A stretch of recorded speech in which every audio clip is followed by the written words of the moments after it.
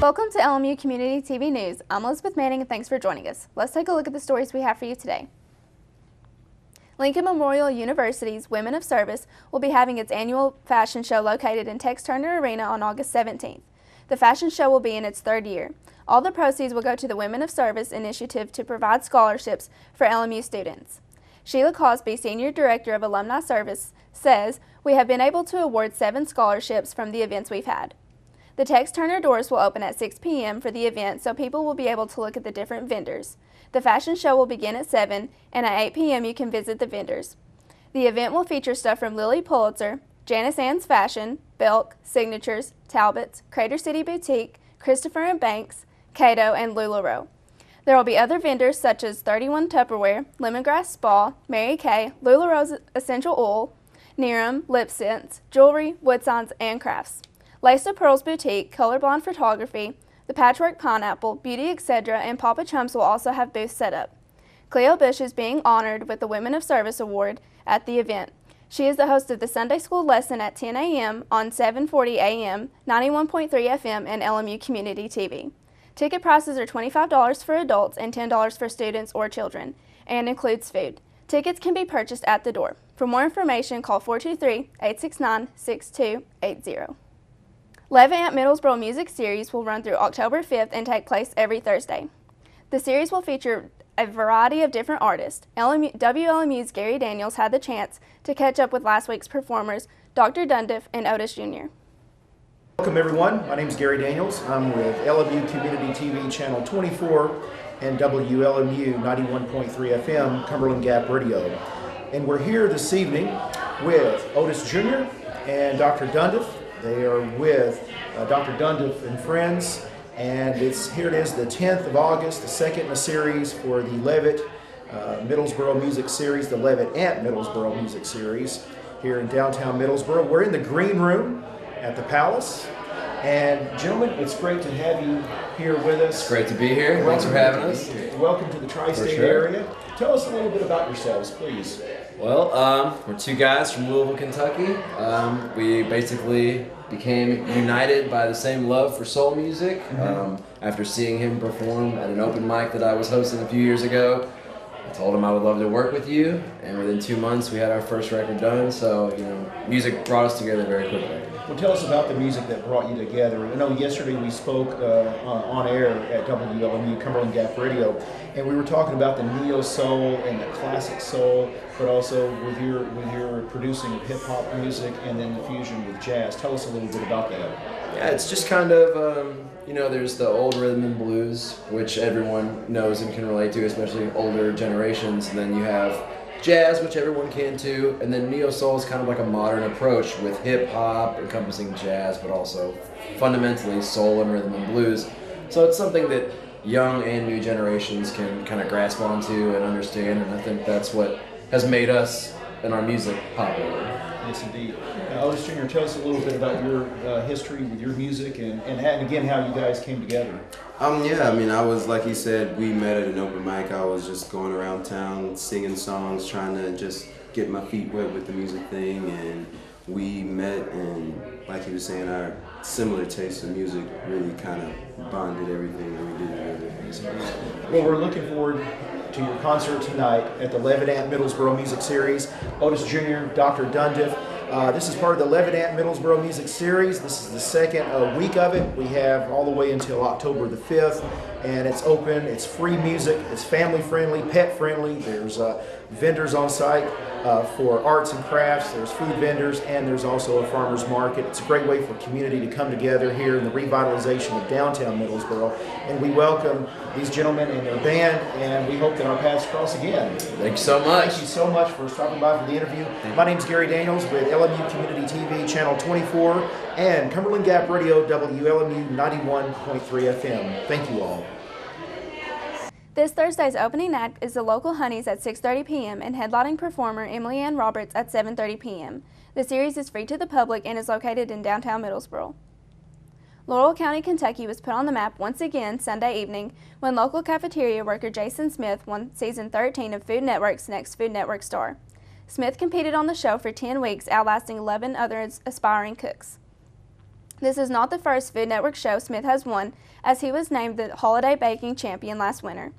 Smith joins the likes of Guy Fieri, Melissa D'Arabian, and Damaris Phillips as being known as Food Network stars. Smith, with his victory, will be featured in upcoming Food Network magazines and will be working on his very own cooking show for the network. Now let's take a look at your community calendar of events coming up over the next couple of weeks. The Springdale Volunteer Fire Department will be having its annual car, truck, tractor, and motorcycle show on August 19th from 9 a.m. to 3 p.m. at the Springdale Elementary School. Admission to the public is free. There will be an entry fee of $15 for each vehicle. Vendors can set up a booth for a $15 fee. All profits go to the Springdale Volunteer Fire Department. For more information, call Doug Rawson at 423-438-1787. Lincoln Memorial University and the Abraham Lincoln Library and Museum will host a Solar Eclipse 2017 watch from 11 a.m. to 5 p.m. on August 21st. The eclipse is set to hit the area around 1 p.m. on the 21st. We want to remind you that you need a card projector or special eclipse glasses to safely view the eclipse. The Bell County Cooperative Extension Service is holding a clothing budget with simple sewing lessons on August 24th at 1 p.m. at the Bell County Extension Office. For more information or to register, call 606-337-2376. Coordinator of Health Promotions at Covenant Health, Missy Kane, will be leading a Friday fitness hike at Cumberland Gap National Historical Park on August 25th. The hike will start at the Iron Furnace and go to the Tri-State Marker. The hikers will meet in the Iron Furnace parking lot at 9:15 a.m. For more information, call 865-541-4500 or email callcenter@covhlth.com. The Bell County Cooperative Extension Service is having a Try It Tuesday class on August 29th at 1 p.m. at the Bell County Extension Office. Please bring a t-shirt as the participants will be making bags out of them. For more information or to register, call 606-337-2376. That's a look at the LMU Community TV calendar, but stay with us as coming up after the break, Brandon Burke will let you know about high school football previews and more in sports here on LMU Community TV News. What do we know about learning? It takes place beyond the pages of a book.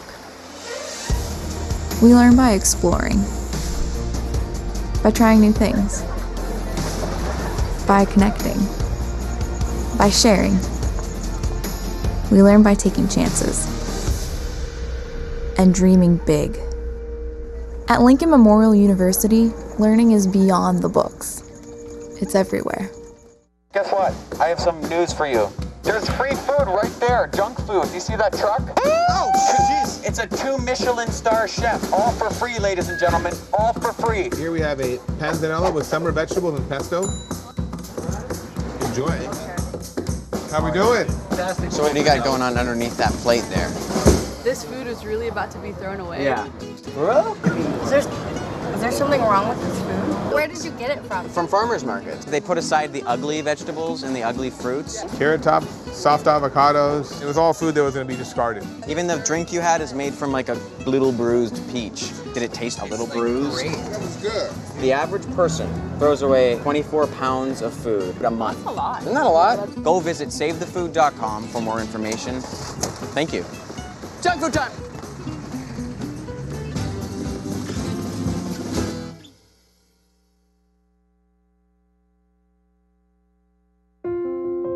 I love taking care of my mom.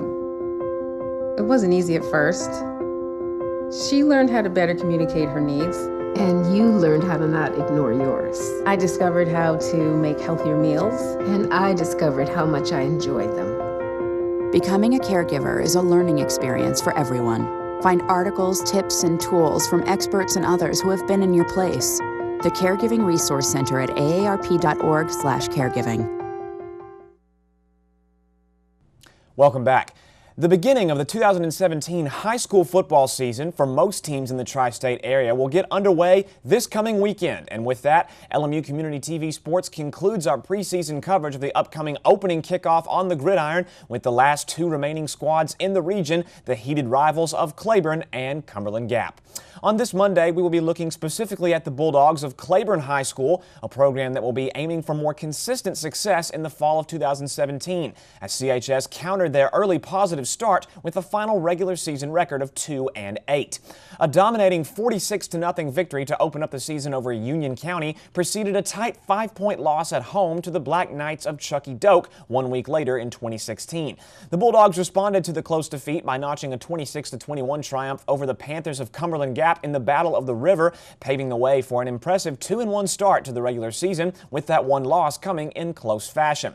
Unfortunately for head coach Nathan Medlin and the Bulldogs, the remaining 7 contests of 2016 steered in their opposition's favor, and come late October, Claiborne found themselves with a 7-game losing streak, coming up short in all of those meetings and without a trip to the postseason. For the second consecutive season, the Bulldogs were able to grab 2 W's in their first 3 matchups to start off the campaign and close that same stretch with a 2-8 overall mark. In the 2017 season, Coach Medlin's defense will need to improve in order for year number 2 with Medlin at the helm to post more promising results. The Bulldogs will await the opening kickoff this coming Friday, August the 18th, taking a trip to Oneida for a meeting with the Indians. The 2017 schedule will preview favorable matchups for CHS in the 3 weeks after the first road trip, as Middlesboro, West Greene, and Union County travel to New Tazewell to finish up the month of August and enter the month of September. Claiborne will head back to the road after hosting 3 straight opponents on September the 15th, traveling to Unicoi County before returning home 1 week later to host the Bobcats of Oliver Springs. After staying at home for 3 consecutive meetings earlier in the campaign, the 2017 schedule will see the Bulldogs head to the road for 3 straight matchups, competing against Johnson County, Chucky Doak, and Cumberland Gap on the road. The regular season will officially wrap up on October the 27th in New Tazewell, with Claiborne hosting North Greene to conclude the campaign. After 3 straight falls of 2-8 overall records, Coach Nathan Medlin and the Claiborne Bulldogs will aim to put more matchups in the win column in 2017 and perhaps claim a spot in the postseason playoffs. Stay tuned for LMU Community TV's broadcast this coming Wednesday for the final preseason preview in the region, Claiborne's in-state arch rivals of Cumberland Gap, as the 2017 high school football season is almost upon us. The Tennessee Smokies find themselves with some work to do on this Monday evening, a 5-game road trip to Biloxi, facing off against the Shuckers, not heading in the visitors' favor, facing a 2-1 deficit, awaiting a doubleheader to conclude the series. Coming into the 5-game road set against the Shuckers, Tennessee was riding an increasingly large wave of momentum, having emerged victorious in their previous 2 series meetings, at Jackson facing off against the Generals, and at home in Kodak taking care of the Pensacola Blue Wahoos 4-1. Attempting to climb back near the top of the Southern League North standings, as previous losing skids plummeted the Smokies farther down the line in the league before the 2 series against Jackson and Pensacola, Tennessee began the 5-game set in Biloxi on Thursday, taking a close 3-2 defeat in a matchup that spanned all the way to 11 innings. Just 24 hours removed from that crushing 1-run loss on the road, the Smokies would retaliate in Game 2 last Friday, emphatically erasing the loss the previous day, taking care of the Shuckers by the score of 6-0. Tennessee would dish out all the damage in the opening 3 innings of play, including a 4-run outburst in the very first period, and would then take part in some solid defensive play to even the series score at 1 game apiece.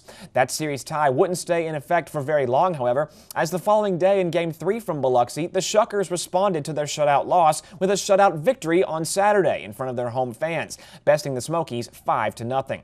The first, 4th, and 5th innings spelled doom for the visitors on the evening, as it seemed like yet another back-and-forth series was in store, the kind of momentum swings Tennessee has become accustomed to in 2017.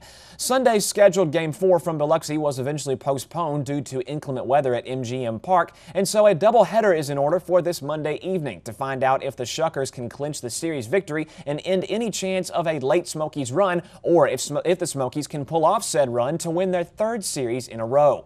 In order for that feat to pull through, the visitors will need to get the better of Biloxi both times on Monday, and following the doubleheader against the Shuckers, Tennessee will have 1 day off to rest, or better yet, prepare for the league-leading lookouts of Chattanooga, as the top squad in the Southern League North rolls into Smoky Stadium for a crucial 5-game set beginning on Wednesday. Approaching Monday's doubleheader in Biloxi, Tennessee holds a 25-23 overall record in the second half of the 2017 campaign, a mere 5 games behind the Montgomery Biscuits for the 2nd place spot in the division, and 9 total games behind Chattanooga for the top spot in the league. To find out if the Smokies can rally on the road to win their 3rd straight series, shocking the Shuckers in the process, you can visit www.smokiesbaseball.com. The opening weekend of the 2017 National Football League preseason matchups continued from Friday all the way through Saturday, with all 32 teams in the NFL gaining their first taste of action ahead of the opening weekend of the regular season, following 3 more weeks of preseason outings. The Carolina Panthers got things rolling last Wednesday with a 27-17 home victory over the Houston Texans, despite rookie quarterback Deshaun Watson shining for the visitors out of Clemson. The following night, the Super Bowl 51 runner-up Falcons of Atlanta would not be as fortunate, falling to the Miami Dolphins on the road 23-20. On Friday, the Cincinnati Bengals got the 2017 preseason off on the right foot, edging the Buccaneers of Tampa Bay at home by the score of 23-12, before the Tennessee Titans took part in what turned out to be a defensive battle on the road in New York, facing off against the Jets. In a contest that saw Marcus Mariota return in limited action for the first time since suffering a broken leg towards the end of the 2016 regular season, the Titans fell to the Jets by the grueling score of 7-3. Week 2 of the NFL preseason will roll on this coming weekend, with the Panthers traveling to Nashville to meet the Titans on Saturday afternoon. Cincinnati will host the Chiefs of Kansas City later that evening, while the Atlanta Falcons take part in their second straight road meeting on Sunday, competing against the Pittsburgh Steelers. The 2017 NASCAR Monster Energy Cup Series resumed on Sunday for the Pure Michigan 400 at the Michigan International Speedway, with only a handful of races remaining in the chase for the Cup. Coming off of Martin Truex Jr.'s victory at the Watkins Glen International in New York the previous weekend, further distancing himself from the rest of the competitors in the standings with the driver's 4th 2017 first-place finish, it would be the third-place driver of Kyle Larson to cross the checkered flag first as the victor in Michigan, bumping Jimmy Johnson down a spot in the chase for the Cup standings and making a huge splash himself, with Larson now only trailing Truex Jr. for the top spot in the chase. Somewhat fitting on the afternoon, Martin Truex Jr. finished in second place at the Pure Michigan 400 behind Larson, while Eric Jones, Ryan Newman, and Trevor Bayne rounded out the top 5. Chris Buescher, Austin Dillon, Chase Elliott, Jamie McMurray, and Kyle Busch concluded the top 10 from Michigan, leaving the chase for the Cup standings where they now stand with only 13 races to go. Outside of the top 3, trailing Truex Jr., Larson, and Johnson, stands Brad Keselowski, Ricky Stenhouse Jr., Kyle Busch, Kevin Harvick, Denny Hamlin, Ryan Blaney, and Kurt Busch, with each race drawing more dramatic finishes than the last. The Monster Energy Cup Series will continue this coming Saturday, August the 19th, for the Bass Pro Shops NRA night race at the Bristol Motor Speedway. And that's all for sports over the weekend, but stay tuned as more LMU Community TV news is on the way right after this.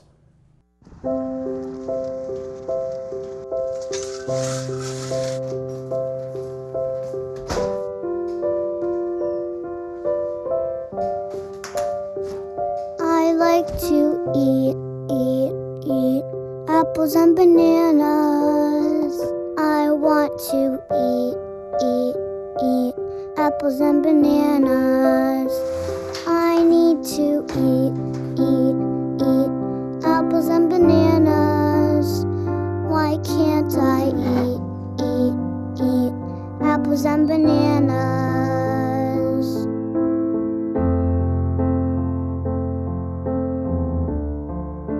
One in 5 children struggles with hunger in America. Support the Feeding America nationwide network of food banks to help provide meals to those in need. Join us at feedingamerica.org. Thanks for watching LMU Community TV News. I'm Elizabeth Manning, and have a great evening.